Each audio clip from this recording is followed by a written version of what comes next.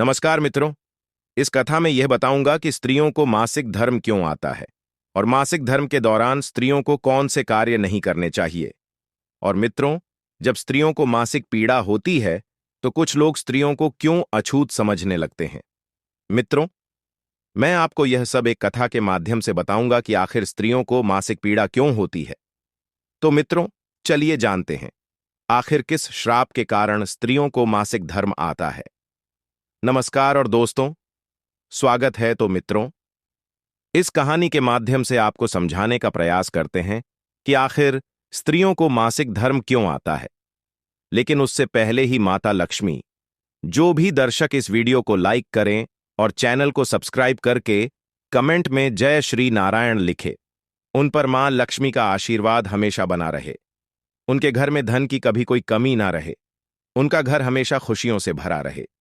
मित्रों, यदि आप इस वीडियो को पूरा देखते हैं और कहानी को ध्यान से सुनते हैं, तभी जाकर आपको पूर्ण तरीके से यह जानकारी मिल पाएगी कि आखिर किस श्राप के कारण स्त्रियों को मासिक धर्म आता है। इसलिए मित्रों, कहानी को पूरा ही सुन, क्योंकि मित्रों, यह कहानी आपको एक नई जानकारी और बहुत अच्छी सीख देकर जाएगी।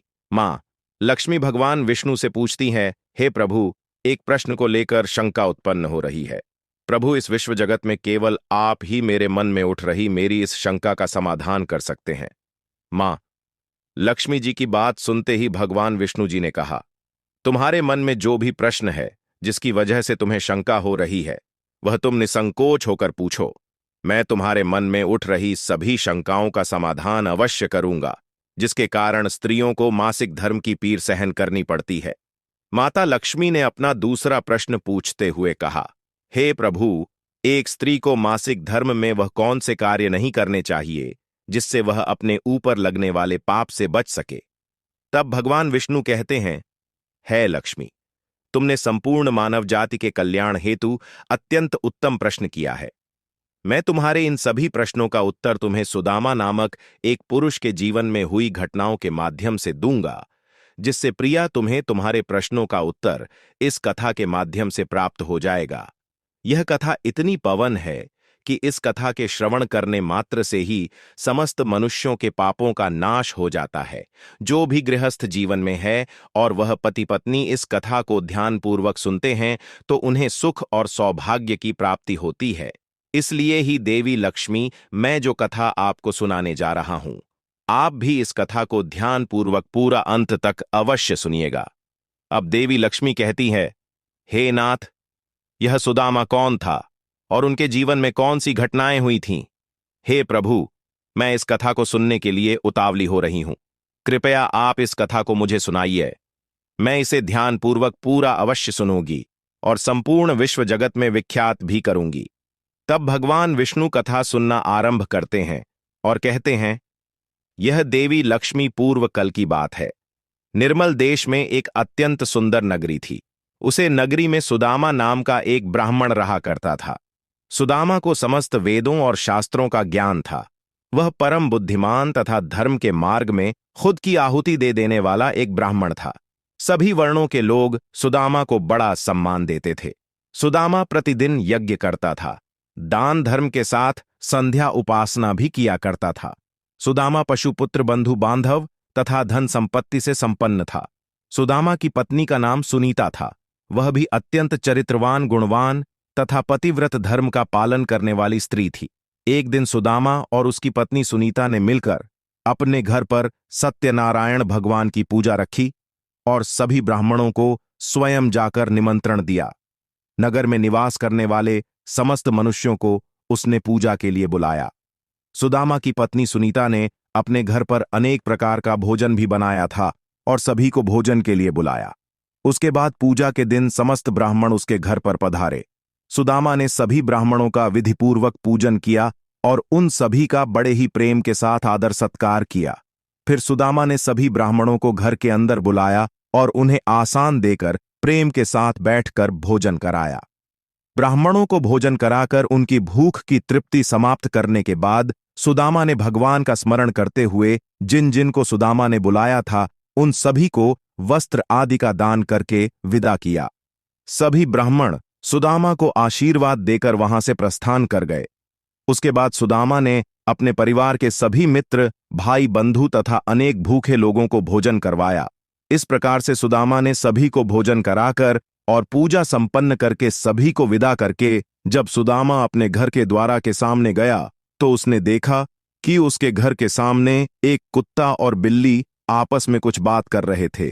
जब ब्राह्मण सुदामा ने उसे कुत्ता और बिल्ली की पूरी बात सुनी तो सुदामा को बड़ा आश्चर्य हुआ। वह कुत्ता और बिल्ली नहीं, उसके माता पिता ही थे।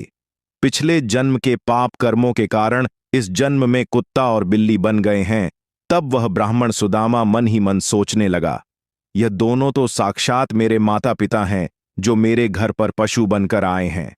भगवान ने किस कारण से इन दोनों को पशु बना दिया है? किस पाप के कारण मेरे माता पिता को यह पशु का शरीर प्राप्त हुआ है? सुदामा ने सोचा कि अब मैं उनके उद्धार के लिए क्या करूं। इस प्रकार विचार करते हुए सुदामा को रात भर नींद नहीं आई और वह रात भर भगवान का स्मरण करते हुए वह सोच विचार करने लगा। उसने सोचा कि मैं अपने माता पिता की मुक्ति के लिए क्या करूं। तब उसे याद आया कि मेरे माता पिता की आत्मा की मुक्ति का उपाय केवल मुनि वशिष्ठ जी ही बता सकते हैं। सुबह होते ही सुदामा ने स्नान आदि कार्य संपन्न करके मुनि वशिष्ठ जी से मिलने के लिए उनके आश्रम पर जा पहुंचा। आश्रम के अंदर प्रवेश करते ही मुनि वशिष्ठ जी ने सुदामा का स्वागत किया और वशिष्ठ जी सुदामा से कहने लगे, है ब्राह्मण श्रेष्ठ, आप आज किस कारण से हमारे आश्रम में पधारे हैं? आप बड़े ही दुखी दिख रहे हैं। आपके दुख का कारण क्या है? सुदामा कहता है, हे मुनिवर, आपको मेरा प्रेम भरा प्रणाम। हे मुनिवर, आज आपके दर्शन मात्र से मेरा जन्म सफल हो गया। यहां आज मैं आपके पास अपनी एक शंका को लेकर आया हूं। कृपया आप ही अब मुझे इस दुख से बाहर निकले। हे प्रभु, मुझे इस शंका से आजाद कीजिए। सुदामा, आप दुखी मत होइए। आपकी जो भी शंका है वह निसंकोच होकर मुझसे पूछो। मैं अवश्य तुम्हारी शंका का समाधान करूंगा। फिर सुदामा कहता है, हे मुनिवर, कल मैं अपने घर पर भगवान सत्यनारायण का पूजन करवाया था तथा अनेक ब्राह्मण को और भूखे लोगों को भोजन कराया। मैंने सब कुछ विधिपूर्वक पूजन किया। फिर जब मैं अपने घर के बाहर अपने मेहमानों को अपने द्वार तक छोड़ने आया तो मैंने देखा कि मेरे द्वार पर एक कुत्ता और एक बिल्ली दोनों मेरे घर के सामने खड़े होकर बात कर रहे थे। सबसे पहले तो वह कुत्ता उसे सुवर्णी से इस प्रकार से कहने लगा, देखो, आज कैसी घटना घटी। हमारे पुत्र के घर में ब्राह्मणों के भोजन के लिए जो दूध रखा था, एक बिच्छू ने उस दूध के बर्तन में अपना जहर उगल दिया था, जिसे देखकर मुझे बड़ी चिंता होने लगी, क्योंकि इस दूध से भोजन बनने वाला था। अगर मेरे पुत्र के घर पर उसे विषैला दूध से कुछ बनाया जाता और सभी लोग उसे दूध को खा लेते तो उन सब की मृत्यु हो जाती। इसीलिए मैंने उसे बर्तन में से सारा दूध पी लिया। लेकिन जब मेरी बहू की दृष्टि मुझ पर पड़ी तब उसने मुझे डंडों से खूब पीटा, जिससे अब मुझे बहुत पीड़ा हो रही है और इसी वजह से मैं लड़खड़ाते हुए चल रहा हूं। मुझे यह पीड़ा सहन नहीं हो रही है। कुत्ते की बात को सुनकर वह बिल्ली बहुत दुखी हो गई और वह अपना वृत्तांत सुनाने लगी और बोली कि है प्रीतम, अब मैं तुम्हें मेरे दुख का कारण सुनती हूं। पूर्व जन्म में मैं इस ब्राह्मण की माता थी, परंतु आज इस ब्राह्मण ने सभी लोगों को भोजन कराया, किंतु इसने मेरे सामने घास तक नहीं डाली और न मुझे जल पिलाया। सुदामा बोला कि हे मुनिवर, इसी कारण से मैं बहुत दुखी हूं। फिर सुदामा कहने लगा, इस प्रकार से अपने माता पिता को एक कुत्ता और बिल्ली के रूप में ऐसा बोलते हुए देखकर मुझे बड़ा दुख हो रहा है। मुझे रात भर नींद नहीं आई। हर क्षण मुझे बस यही चिंता सताए जा रही है कि मैं कभी कोई पाप नहीं किया, हमेशा धर्म के कार्य किए हैं, परंतु फिर भी मेरे माता पिता को ऐसे कष्ट झेलना पड़ रहे हैं। यही मेरी शंका है। किसी कारण आज मैं आपके पास आया हूं।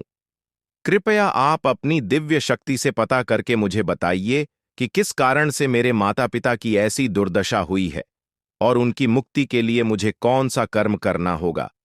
तब मुनि वशिष्ठ जी ने ध्यान लगाते हुए वह सब कुछ देख लिया और उसे ब्राह्मण के माता पिता के पूर्व जन्म के कर्मों के बारे में सुदामा से कहने लगते हैं, हे सुदामा, तुम्हारे माता पिता ने पिछले जन्म में घोर पाप किया है। इस पाप कर्मों के कारण आज उनकी ऐसी दुर्दशा हुई है। सुदामा कहने लगता है, कि है कौन से पाप के कारण मेरे माता पिता की ऐसी दुर्दशा हुई है। कृपया मुझे उसके बारे में विस्तार से बताने की कृपा करें, मैं जानना चाहता हूं। फिर मुनि वशिष्ठ जी कहते हैं कि है ब्राह्मण, तुम ध्यान से सुनो। यह कुत्ता जो तुम्हारे पिता है, पिछले जन्म में इन्होंने एक दिन एकादशी का व्रत रखा, परंतु यह उसका पालन न कर सके और भोजन कर लिया था। एकादशी के व्रत के दिन तुम्हारे पिता ने दान धर्म भी नहीं किया। इन्होंने अपने द्वार पर आए हुए कुत्तों को कभी भोजन नहीं खिलाया। तुम्हारे पिता ने अपने पितरों का श्राद्ध भी विधिपूर्वक नहीं किया। तुम्हारे पिता ने पिछले जन्म में मासिक धर्म के दौरान ही तुम्हारी माता के साथ संबंध बनाया था, और इसी कारण तुम्हारे पिताजी को इस जन्म में कुत्ता का जन्म मिला है। हे ब्राह्मण पुत्र, अब तुम अपनी माता के बारे में सुनो। तुम्हारी माता ने मासिक धर्म में होते हुए भी भोजन बनाया। मासिक धर्म के दौरान ही इसने भगवान की पूजा उपासना की, तुलसी को जल चढ़ाया। मासिक धर्म में होते हुए भी तुम्हारी माता ने भगवान को भोग लगाया। इसी कारण से इस महापाप लगा है। मासिक धर्म के दौरान स्त्री 3 से 5 दिनों के लिए अपवित्र हो जाती है। मासिक धर्म के दौरान स्त्री को पूजा पाठ नहीं करना चाहिए।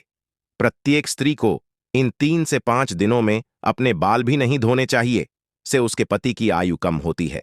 मासिक धर्म में स्त्री के साथ संबंध भी नहीं बनना चाहिए। वह मुनिवर अब आगे कहते हैं कि जो पुरुष मासिक धर्म में स्त्री के साथ संबंध बनाता है, उसे ब्रह्म हत्या का पाप लगता है। जो मासिक धर्म स्त्री के शरीर में 3 से 5 दिनों तक ब्रह्म हत्या का पाप निवास करता है। 6वें दिन स्नान करने के पश्चात स्त्री को अपने पति का मुख देखना चाहिए, अन्य किसी पुरुष का मुख नहीं देखना चाहिए। यदि पति समीप ना हो तो सूर्यदेव के दर्शन करने चाहिए। गुरु वशिष्ठ सुदामा से कहते हैं, हे ब्राह्मण श्रेष्ठ, इसी पाप के कारण तुम्हारे पिता को कुत्ता और तुम्हारी माता को बिल्ली का जन्म प्राप्त हुआ है। सुदामा कहता है, हे मुनिवर, आप मुझे मेरे माता पिता की मुक्ति के लिए उपाय बताने की कृपा करें। तब वशिष्ठ जी अपनी दिव्य दृष्टि से इसका मार्ग भी देख लेते हैं और कहते हैं कि है ब्राह्मण, तुम किसी भी अमावस्या के दिन अपने माता पिता की मुक्ति के लिए दान धर्म करो, गाय की सेवा करो, गौ माता को भोग खिलाओ और अपने माता पिता की मुक्ति के लिए भगवान से प्रार्थना करो। सुदामा जैसा वशिष्ठ जी कहते हैं वैसा ही करता है, और फिर उसके माता पिता को समस्त पापों से मुक्ति मिलती है। अब भगवान विष्णु देवी लक्ष्मी से कहते हैं, हे देवी, अब मैं तुम्हें रजस्वला स्त्री को कौन से कार्य नहीं करने चाहिए, इस विषय में तो बता दिया है। देवी, अब मैं तुम्हें यह बताता हूं कि श्राप के कारण प्रत्येक स्त्री जाति को मासिक धर्म की कठोर पीड़ा को सहन करना पड़ता है। तब लक्ष्मी जी बोली, हे नाथ, आपके इस प्रश्न के उत्तर से प्रत्येक स्त्री जाति की रक्षा होगी। मैं स्वयं उनके साथ रहकर उनको इस विषय में मार्ग प्रदान करूंगी। तब भगवान विष्णु कहते हैं, है देवी, ठीक है, मैं तुम्हें इस प्रश्न का उत्तर भी दे देता हूं। प्राचीन समय में काल के नाम का एक प्रसिद्ध दानव हुआ करता था। दानव होने के कारण उनका स्वभाव दानवीय प्रवृत्ति का था और वह हमेशा ही युद्ध करने के लिए तत्पर रहते थे। फिर अचानक से एक दिन सभी दानव वृत्रासुर दानव के साथ मिलकर स्वर्गलोक पर आक्रमण करने लगते हैं। उन असुरों के पास भयंकर शक्तिशाली अस्त्र खंजर थे जिसका सभी देवता सामना नहीं कर सके, और स्वर्गलोक से भागकर ब्रह्मदेव के पास आ गए और फिर उन्होंने ब्रह्मा जी को सब कुछ कह सुनाया थे। ब्रह्मदेव ने उन्हें असुरों को परास्त करने का उपाय बताते हुए कहा, हे इंद्र, तुम इसी क्षण महर्षि दादीच के पास चले जाओ। वे तुम्हें अपनी शरीर की हड्डियों से तुम्हें अस्त्र प्रदान करेंगे और तुम उन्हीं अस्त्रों का प्रयोग करके वृत्रासुर का वध कर सकोगे। फिर सभी देवता महर्षि दादीच के आश्रम पर जाते हैं और वे सभी उनसे प्रार्थना करते हैं और महर्षि दादीच से अस्त्र प्रदान करने की विनती करते हैं। फिर संसार के कल्याण के लिए महर्षि दादीच जी अपने ही शरीर की हड्डियों से अस्त्र का निर्माण करते हैं। अपनी अस्त्रों में से एक वज्र नाम का अस्त्र होता है, जिस अस्त्र को देवराज इंद्र धारण कर लेते हैं, और फिर से सभी देवता वृत्रासुर से युद्ध करने के लिए निकल जाते हैं। उसके उपरांत देवताओं और दानवों के बीच भीषण युद्ध होता है। तभी देवता आकाश में दंगों से युद्ध करने के लिए एकत्रित हो जाते हैं। उन सभी पर प्रहार करने लगते हैं। कई दिनों तक इस प्रकार से दैत्यों और देवताओं के बीच में भीषण युद्ध चलता है। फिर देवराज इंद्र और वृत्रासुर आमने सामने आ जाते हैं। दोनों के बीच युद्ध होता है और देवराज इंद्र अपने वज्र का प्रहार करके वृत्रासुर को मार डालते हैं। उसके शरीर में एक ब्रह्म हत्या वास करती थी। वह उस वृत्रासुर की मृत्यु होते ही शरीर से बाहर निकलती है और इंद्र का पीछा करने लगती है। फिर वह ब्रह्म हत्या देवराज इंद्र के शरीर में प्रवेश कर लेती है, जिससे इंद्र को ब्रह्म हत्या का पाप लगता है। देवराज इंद्र ब्रह्मदेव के पास जाते हैं और उनसे ब्रह्म हत्या से छुटकारा पाने का उपाय पूछते हैं। ब्रह्मदेव उसे ब्रह्म हत्या को इंद्र के शरीर से निकलने की आज्ञा देते हैं और वह ब्रह्म हत्या इंद्र के शरीर से बाहर निकलकर ब्रह्मदेव से कहने लगती है, हे परमपिता ब्रह्मादेव, अभी तक मैं वृद्ध आश्रम के शरीर में निवास कर रही थी, क्योंकि उसने अनेक ब्राह्मण की हत्याएं की थीं। जब इंद्र ने वृत्तासुर की हत्या की तो मैं इंद्र के शरीर में वास करने लगी। अब आप ही मुझे कोई उचित स्थान दीजिए जहां पर मैं रह सकूं। फिर ब्रह्मदेव कहते हैं, ब्रह्म हत्या में तुम्हें उचित स्थान देता हूं। ब्रह्मदेव ने ब्रह्म हत्या के 4 भाग कर दिए और कहा, ब्रह्म हत्या तुम्हारा 1/4 भाग अग्नि के भीतर रहेगा, क्योंकि जो भी मनुष्य अग्नि को आहुति नहीं देगा तुम उसके शरीर में प्रवेश कर लेना। ब्रह्मदेव ने फिर कहा कि तुम्हारा दूसरा 1/4 भाग जल के भीतर रहेगा। जो भी जल में थूकेगा अथवा जल में मलमूत्र का त्याग करेगा तुम उसके शरीर में प्रवेश करोगे। फिर तीसरा 1/4 भाग पेड़ पौधों और वृक्षों के भीतर रहेगा। जो भी मनुष्य बिना कारण ही वृक्षों को काटेगा उसे भी ब्रह्म हत्या का पाप लगेगा। के बाद ब्रह्मदेव ने अप्सराओं को बुलाया और कहा है, अप्सराओं, इस ब्रह्म हत्या का 1/4 भाग तुम ग्रहण करो। फिर अप्सराएं कहने लगी, हे प्रभु, अगर आपकी यही आज्ञा है तो हम इसे आपकी आज्ञा से ग्रहण करने के लिए तैयार हैं, किंतु हमें भी इससे मुक्ति का कोई उपाय बताइए। ब्रह्मदेव कहने वालों की है, अप्सराओं, जो भी पुरुष मासिक धर्म में स्त्री के साथ संबंध बनाएगा उसके अंदर यह ब्रह्म हत्या प्रवेश कर जाएगी। इस प्रकार से ब्रह्म हत्या के कई भाग हुए, एक अग्नि में, दूसरा जल में, तीसरा वर्षों में और चौथा स्त्रियों के अंदर प्रवेश कर गया। ब्रह्म हत्या के भाग के कारण स्त्रियों को मासिक धर्म आता है।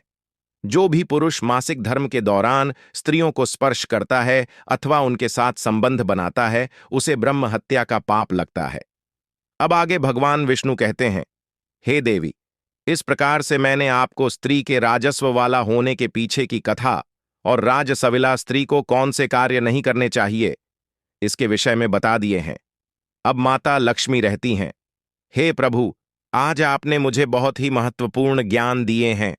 मैं भी आपको वचन देता हूं, जो भी स्त्री मासिक धर्म के दौरान तप करेगी, पति के साथ संबंध रखेगी, उसके घर में मैं प्रवेश नहीं करूंगी।